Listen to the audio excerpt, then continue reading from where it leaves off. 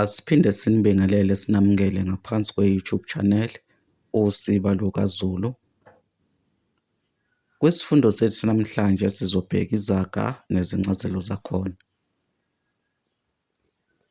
Ake sihambeke sibheke izaga ezimbalwa nezincazelo. Isaga sokuqala esizosithatha isaga esithi inja nekati, inkukhu nempaka. Lesi simo sokukhuluma sishiwo uma abantu bezondana.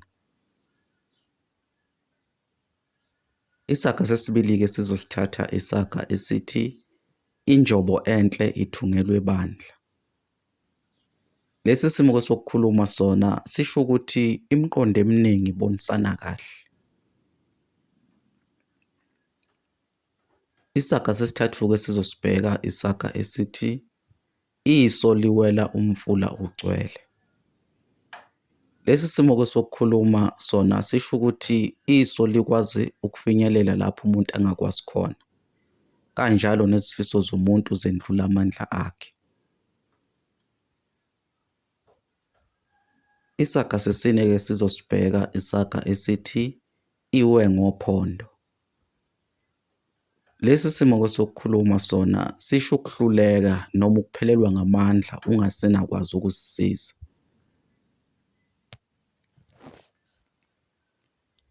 Isaga sesihlanu-ke sizosibheka isaga esithi ithi ingacaba ithambo yejwayele.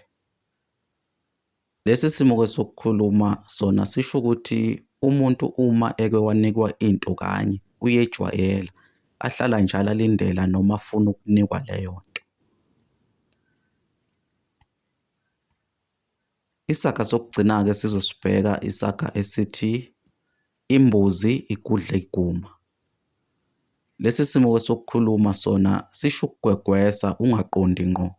Mhlawumbe uma ngabe ukhuluma inkulumo yakho ingaqondi ihlala njalo igwegwesa.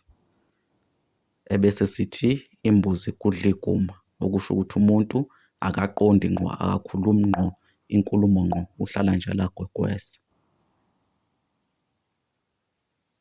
Umbukiso wethu namhlanje sizobamba khona lapha. Asiphinde sixanxe ukuthi usubscribe ngaphansi kwe-YouTube channel.